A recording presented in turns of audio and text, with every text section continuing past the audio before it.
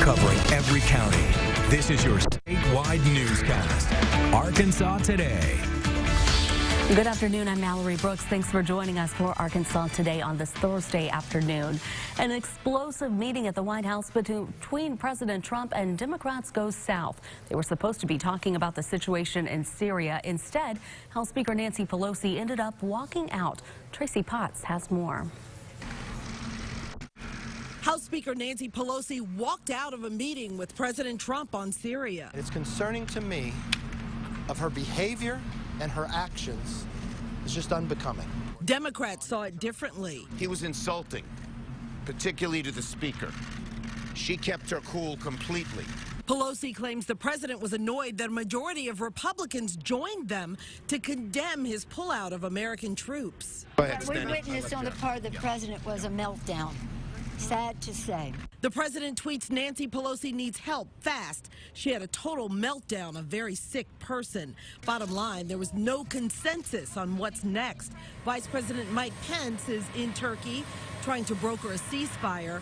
President Trump denies the pullout set the stage for Turkey's invasion. I didn't give him a green light. Arguing this is not America's fight. That has nothing to do with us. Lawmakers will introduce legislation to sanction Turkey. Key Republicans say the president made a big mistake. What Turkey did was outrageous. ISIS is going to reemerge. It will be on President Trump's watch. President Trump sent what he calls a tough letter to Turkish President Erdogan, warning, don't be a tough guy, don't be a fool, urging him to back off. And Maryland Congressman Elijah Cummings has died. Cummings, a key figure in the Trump impeachment inquiry, passed away early this morning at Johns Hopkins Hospital. The 68-year-old recently underwent a medical procedure, but his office will not release the nature of that procedure. Cummings has represented the 7th Congressional District in Maryland since 1996, most recently serving as the chairman of the House Oversight and Reform Committee. He's had health issues in recent years, including heart surgery in 2017. He recently used a wheelchair to get around, and when he stood, he braced himself with a walker. Back here at home, police in Jonesboro are investigating 3 separate shootings in under 12 hours. Police were called to the scene of 2 shootings last night on Arch Street and another on Vine and Shroud. Around 9 o'clock this morning, police were called to Keeley Drive, where they found a victim who had been shot twice. They were transported to a hospital and expected to recover. Police say there is no word on if these shootings are connected. A government worker in Mississippi County is in hot water after he allegedly edited a part of a video showing an argument during a meeting, and now many in the community are questioning the county's transparency. Public Affairs Director Stephen Savage says he deleted some of the video of the meeting because it showed what he calls an embarrassing argument that should have been behind closed doors. And he says he didn't know what he was doing was wrong.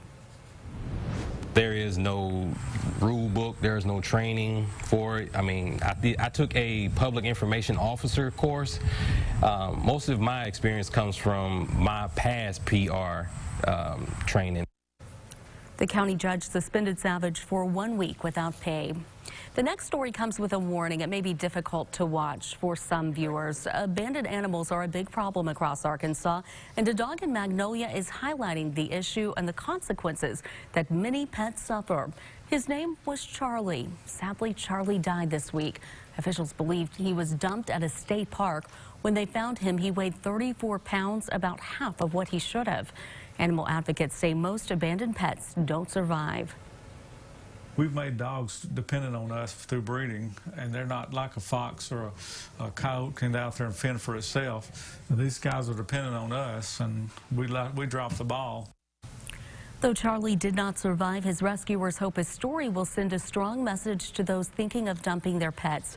If you're caught dumping an animal, you face criminal charges, fines, and jail time. If you see someone dumping an animal, officials urge you to get their license plate information and call your local law enforcement agency or animal control. Bar hopping in downtown Texarkana will never be the same. The Arkansas Sides Entertainment District is now open. Adults of legal drinking age can now drink door to door, carrying their alcoholic beverages to go within the 14-block radius of the district. It's up to us to make sure that we keep it like it's supposed to be, enforce it like it's supposed to be enforced, but yet make it beneficial for the citizens and for the business owners. Every step for downtown in the right direction helps all the businesses down here, and it makes the area look more attractive to not only other customers, but also other businesses. Drinks may be consumed within the green marked boundaries of the district from 11 a.m. to 2 a.m. Monday through Saturday and 11 a.m. to midnight Sunday. All alcoholic beverage control laws are still in effect. It is the most wonderful time of the year. Well, not yet, but the city of Fayetteville is getting into the holiday spirit. Crews putting up Christmas lights at the downtown square. Each year, Fayetteville Parks and Recreation workers decorate the square with over 400,000 lights. The square will officially light up November 22nd at 6 p.m. and run through December 31st. Workers say it takes about 6 weeks to get the lights up. Let's take a look back on this day in history. On this day in 1989, the worst earthquake in 82 years strikes San Francisco Bay. The earthquake registered 6.9 on the Richter scale. And on this day in 1828, both Washington County and Sevier County, they were both established here in Arkansas. And that is a